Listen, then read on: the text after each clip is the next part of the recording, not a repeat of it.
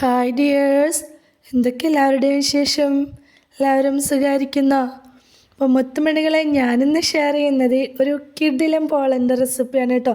നല്ല അടിപൊളി ടേസ്റ്റുള്ള ഒരു എഗ്ഗ് പോളൻ്റെ റെസിപ്പിയാണ് ഷെയർ ചെയ്യുന്നത്. ഈസി ആയിട്ട് മുട്ടയും ബ്രെഡൊക്കെ ഉണ്ടെങ്കിൽ നമുക്ക് ചെയ്തെടുക്കാൻ പറ്റിയിട്ടുള്ള, വളരെ സിമ്പിളായിട്ട് തയ്യാറാക്കിയെടുക്കാൻ പറ്റിയിട്ടുള്ള നല്ല ടേസ്റ്റി ആയിട്ടുള്ള ഒരു പോളൻ്റെ റെസിപ്പിയാണ് കേട്ടോ ഷെയർ ചെയ്യുന്നത്. കുട്ടികൾക്കും മുതിർന്നവർക്കൊക്കെ ഒരുപോലെ ഇഷ്ടാവുകയും ചെയ്യും. നമ്മുടെ വീട്ടിലുള്ള സാധനങ്ങൾ വെച്ച് സിമ്പിളായിട്ട് തയ്യാറാക്കി എടുക്കാനും പറ്റും കേട്ടോ. അപ്പോൾ വീഡിയോയിലേക്ക് പോകുന്നതിന് മുമ്പ് വീഡിയോ എല്ലാവരും ഒന്ന് സ്കിപ്പ് ചെയ്യാതെ മുഴുവനായിട്ട് കാണാൻ ശ്രമിക്കണേ. കണ്ടുകൊണ്ടിരിക്കുന്ന സമയത്ത് ഇഷ്ടമാണെന്നുണ്ടെങ്കിൽ മറക്കാതെ ലൈക്ക് ബട്ടൺ ഒന്ന് പ്രസ് ചെയ്ത് വെക്കണം കേട്ടോ. അതുപോലെ തന്നെ സബ്സ്ക്രൈബ് ചെയ്യാതെ കാണുന്ന നമ്മുടെ പുതിയ കൂട്ടുകാർ ആരെങ്കിലും വീഡിയോ കാണുന്നുണ്ടെങ്കിൽ പ്ലീസ് ഒന്ന് സബ്സ്ക്രൈബ് ചെയ്ത് സപ്പോർട്ടും കൂടെ ചെയ്യണം കേട്ടോ. അപ്പോൾ നമുക്കിത് എങ്ങനെയാണ് ഉണ്ടാക്കുന്നത് നോക്കിയാലോ. അപ്പോൾ ആദ്യം തന്നെ ഞാനൊരു പാൻ അടുപ്പിലേക്ക് വെച്ച് കൊടുത്തിട്ടുണ്ട്. പാനൊന്ന് ചൂടായി വരുന്ന സമയത്ത് 2 ടേബിൾ സ്പൂൺ വെളിച്ചെണ്ണ ഒഴിച്ച് കൊടുത്തിട്ടുണ്ട്. അപ്പോൾ ഞാൻ വെളിച്ചെണ്ണയാണ് ഉപയോഗിച്ചിട്ടുള്ളത്. നിങ്ങൾക്ക് ഇഷ്ടമുള്ള ഓയിൽ ഉപയോഗിക്കുക കേട്ടോ. സൺഫ്ലവർ ഓയിലോ വെളിച്ചെണ്ണ ഏത് വേണമെങ്കിലും ഉപയോഗിക്കുക. എണ്ണ ഒന്ന് ചൂടായി വന്ന സമയത്ത് 1 ടേബിൾ സ്പൂൺ ഇഞ്ചി വെളുത്തുള്ളി ചതച്ചതാണ് ചേർത്ത് കൊടുക്കുന്നത്. പേസ്റ്റ് ചേർത്ത് കൊടുക്കുന്നതിനേക്കാളും ടേസ്റ്റ് ഉണ്ടാവുക ഇതുപോലെ ചതച്ച് ചേർക്കുമ്പോഴാണ് കേട്ടോ. ഞാൻ എപ്പോഴും പറയുന്നൊരു കാര്യമാണത്. നമ്മൾ പേസ്റ്റ് ചേർക്കുന്നതും ചതച്ച് ചേർക്കുന്നതും തമ്മിൽ നല്ല ടേസ്റ്റിന് നല്ല വ്യത്യാസം ഉണ്ടാവും കേട്ടോ. അപ്പോൾ ഫ്ലെയിം ഒന്ന് കുറച്ച് വെച്ചിട്ട് ഇത് നല്ലപോലെ ഒന്നങ്ങ് മൂപ്പിച്ചെടുക്കുക. ഒന്നങ്ങ് ചെറുതായിട്ട് കളർ ചേഞ്ചായി വരുന്ന സമയത്ത് എരിവിന് ആവശ്യമായിട്ടുള്ള പച്ചമുളക് കട്ട് ചെയ്തതും അതുപോലെ തന്നെ ആവശ്യത്തിന് സവാളയും കൂടി ചേർത്ത് കൊടുക്കുക. നമ്മളെടുക്കുന്ന ഒരു പോള എത്രത്തോളം വലിപ്പമുള്ളതാണ് ഉണ്ടാക്കിയെടുക്കുന്നത് എന്ന് നോക്കിയിട്ട് അതിനനുസരിച്ചുള്ള സവാളയാണ് ചേർക്കേണ്ടത് കേട്ടോ. ഞാനിപ്പോൾ ചെറിയ ചെറിയ സവാളയായിരുന്നു, അതുകൊണ്ട് 3 എടുത്തിട്ടുണ്ട്. മീഡിയം സൈസുള്ളതാണെങ്കിൽ 2 മതി. നല്ലോണം വലുതാണെങ്കിൽ 1 മതിയാവും കേട്ടോ. അപ്പോൾ ഒരു മീഡിയം വലിപ്പത്തിലുള്ള ഒരു പോള തയ്യാറാക്കിയെടുക്കാൻ അത്ര തന്നെ മതിയാവും. ഇതിലേക്ക് ഞാൻ കുറച്ച് കറിവേപ്പില കട്ട് ചെയ്തതും കൂടി ചേർത്ത് കൊടുത്തിട്ട് ഒന്നങ്ങ് മിക്സാക്കി കൊടുത്തിട്ടുണ്ട്. ഈ സമയത്ത് കുറച്ച് ഉപ്പും കൂടി ചേർത്ത് കൊടുക്കുന്നുണ്ട്. സവാള പെട്ടെന്നൊന്ന് വഴന്ന് കിട്ടാനും വേണ്ടിയിട്ടാണ് ഉപ്പും കൂടി ചേർത്ത് കൊടുത്ത ശേഷം നല്ലപോലെ ഒന്നങ്ങ് വഴറ്റിയെടുക്കുക. ഈ സവാള ഒരുപാട് അങ്ങ് വഴന്ന് കളർ ചേഞ്ചായി ബ്രൗൺ കളറാവുക അതുവരെ ഒന്നും വഴറ്റിയെടുക്കേണ്ട ഒരു ആവശ്യമില്ല കേട്ടോ. സവാള അത്യാവശ്യം നല്ല രീതിയിൽ ഒന്ന് സോഫ്റ്റായി കിട്ടിയാൽ മാത്രം മതി. അത്യാവശ്യം നല്ല രീതിയിലൊന്ന് വഴന്ന് സവാളക്ക് ചെറിയൊരു കളറൊക്കെ ആയി വരുന്ന സമയത്ത് നമുക്കിതിലേക്ക് പൊടികൾ ചേർത്ത് കൊടുക്കുക. പൊടികളായിട്ട് ഞാൻ എടുത്തിട്ടുള്ളത് 1 ടീസ്പൂണോളം ചിക്കൻ മസാലപ്പൊടി, 1/4 ടീസ്പൂൺ മുളക് പൊടി, 1/4 ടീസ്പൂൺ വീതം മഞ്ഞൾപ്പൊടിയും കുരുമുളക് പൊടിയും, 1/2 ടീസ്പൂൺ മല്ലിപ്പൊടി. ഇത്രയാണ് ഞാൻ പൊടികളായിട്ട് ചേർത്തിട്ടുള്ളത്. നമുക്കിതിലേക്ക് ഇഷ്ടമുള്ള പൊടികൾ ചേർത്ത് കൊടുക്കുക കേട്ടോ. നമ്മളുടെ ഒരു ഐഡിയയ്ക്ക് അനുസരിച്ച് ഇഷ്ടമുള്ള പൊടികളൊക്കെ ചേർത്ത് കൊടുക്കുക. ചിക്കൻ മസാലപ്പൊടിക്ക് പകരം ഗരം മസാലപ്പൊടി ഉണ്ടെങ്കിൽ അത് ചേർത്ത് കൊടുത്താലും മതി. ഇനി ആ പൊടികളുടെ പച്ചമണം പോകുന്നത് വരെ ഫ്ലെയിം ഒന്ന് കുറച്ച് വെച്ചിട്ട് നല്ലപോലെ ഒന്ന് വഴറ്റിയെടുക്കുക. പൊടികളൊക്കെ നന്നായിട്ടൊന്ന് മൂത്ത് വരുന്ന സമയത്ത് നമുക്കിതിലേക്ക് തക്കാളി ചേർത്ത് കൊടുക്കുക. ഞാനൊരു മീഡിയം സൈസുള്ള തക്കാളി കട്ട് ചെയ്തതാണ് ചേർത്ത് കൊടുത്തിട്ടുള്ളത്. ഇനി തക്കാളിക്ക് പകരം ടൊമാറ്റോ സോസ് വേണമെങ്കിലും ചേർത്ത് കൊടുക്കുക കേട്ടോ. ഞാനിപ്പോൾ തക്കാളിയാണ് ചേർത്ത് കൊടുത്തിട്ടുള്ളത്. ഇനി നല്ലപോലെ വീണ്ടും ഒന്ന് വഴറ്റി കൊടുക്കുക. ഈ തക്കാളി വെന്തുടഞ്ഞ് വരേണ്ട ആവശ്യമൊന്നുമില്ല. നല്ല രീതിക്ക് ഈ തക്കാളി ഒന്നങ്ങ് നല്ലപോലെ ഒന്ന് വെന്ത് സോഫ്റ്റായി വന്നാലും മാത്രം മതി കേട്ടോ. അപ്പം നമ്മളിതിലേക്ക് സവാള വഴറ്റുന്ന സമയത്ത് ഉപ്പ് ചേർത്തതാണ്, എന്നാൽ പോലും ഇതിൽ ഉപ്പിൻ്റെ കുറച്ച് അളവ് കുറവുണ്ടാവും കേട്ടോ. അപ്പോൾ അതുകൊണ്ട് ഈ സമയത്ത് ഞാൻ കുറച്ച് ഉപ്പും കൂടി ചേർത്ത് കൊടുത്തിട്ടുണ്ട്.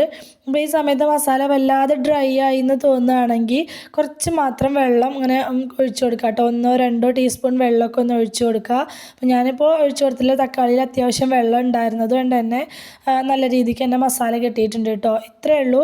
നമ്മുടെ മസാലയൊക്കെ വഴറ്റിയെടുക്കൽ കഴിഞ്ഞു. ലാസ്റ്റ് ഇതിലേക്ക് ഒരു പിടി മല്ലിയില കൂടി ചേർത്ത് കൊടുത്തിട്ട് നന്നായിട്ടൊന്ന് മിക്സാക്കി എടുത്താൽ ഇപ്പോൾ നമ്മുടെ ടേസ്റ്റി ആയിട്ടുള്ള മസാല ഇവിടെ റെഡി ആയിട്ടുണ്ട് കേട്ടോ. പോളയൊക്കെ ആയിട്ടുള്ളത്.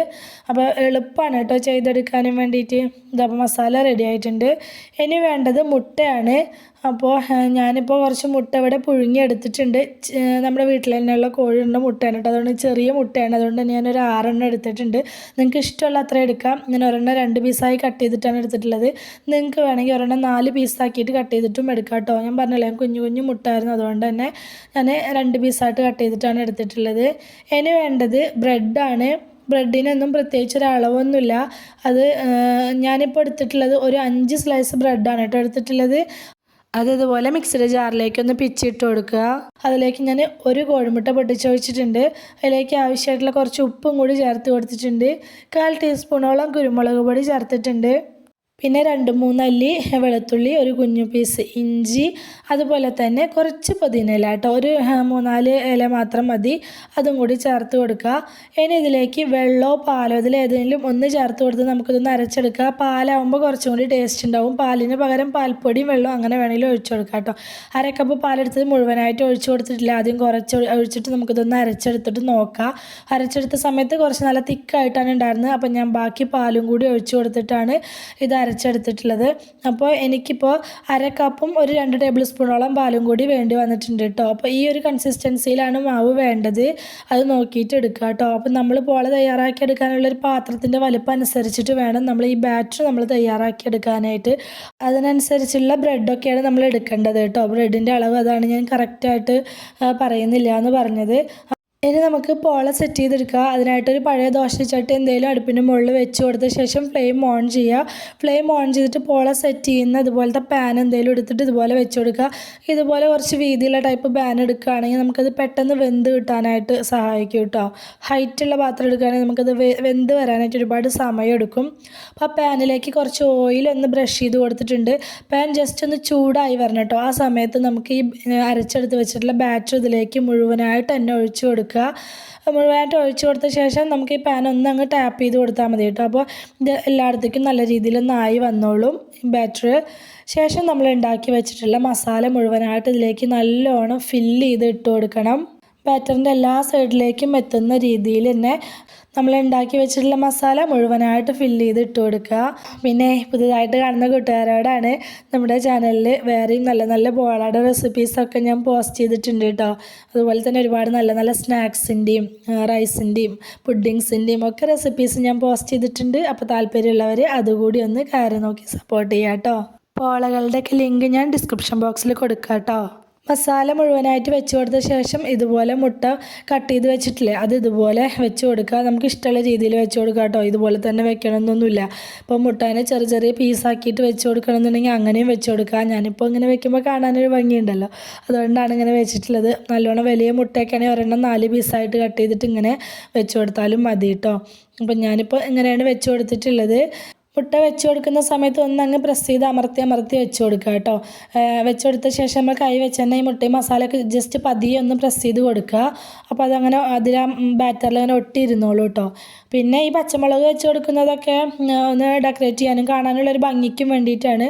അത് എങ്ങനെയാണോ നമ്മുടെ താല്പര്യത്തിനനുസരിച്ച് നമുക്ക് ഇഷ്ടമുള്ള രീതിയിൽ എന്ത് വേണമെങ്കിലും ചെയ്യട്ടെ. ഞാൻ കുറച്ച് മല്ലിയിലും പച്ചമുളകും വെച്ചിട്ടാണ് ഡെക്കറേറ്റ് ചെയ്തെടുത്തിട്ടുള്ളത്. നിങ്ങൾക്കാണെങ്കിൽ ക്യാപ്സിക്കൊക്കെ കയ്യിലുണ്ടെങ്കിൽ നല്ല ടേസ്റ്റ് ഉണ്ടാവും കേട്ടോ. ക്യാപ്സിക്കം എൻ്റെ കയ്യിൽ ഉണ്ടായിരുന്നില്ല, അതുകൊണ്ടാണ് ഞാൻ വെക്കാതിരുന്നത്. ഇനി ഇത് മൂടി വെച്ചിട്ട് ഒരു 20-25 മിനിറ്റോളം നമുക്കിതൊന്ന് കുക്ക് ചെയ്തെടുക്കണം. അപ്പോൾ നിങ്ങളുടെ ഒരു പാനിൻ്റെ വലുപ്പത്തിനനുസരിച്ചൊക്കെ കുക്കിംഗ് ടൈമിൽ വ്യത്യാസം ഉണ്ടാവും കേട്ടോ. ഫ്ലെയിം നല്ല പോലെ കുറച്ച് തന്നെ വെച്ചിട്ടുണ്ടായിരിക്കണം കേട്ടോ, അല്ലെങ്കിൽ ഇത് അടി കരിഞ്ഞു പോവും. അത് മറിച്ചിടേണ്ട ആവശ്യമൊന്നുമില്ല, അല്ലാതെ തന്നെ നമുക്ക് നല്ല രീതിക്ക് തന്നെ വെന്ത് കിട്ടും. ഫ്ലെയിം നല്ലപോലെ ശ്രദ്ധിക്കണം. ഫ്ലെയിം കുറച്ച് തന്നെ വെച്ച് കൊടുക്കണം. ഫ്ലെയിം കൂട്ടി വെച്ച് കഴിഞ്ഞാൽ അടിഭാഗം കരിഞ്ഞു പോകും കേട്ടോ. ഇതപ്പോൾ ഞാൻ പോള വേറൊരു പാത്രത്തിലേക്ക് മാറ്റി കൊടുത്തിട്ടുണ്ട്.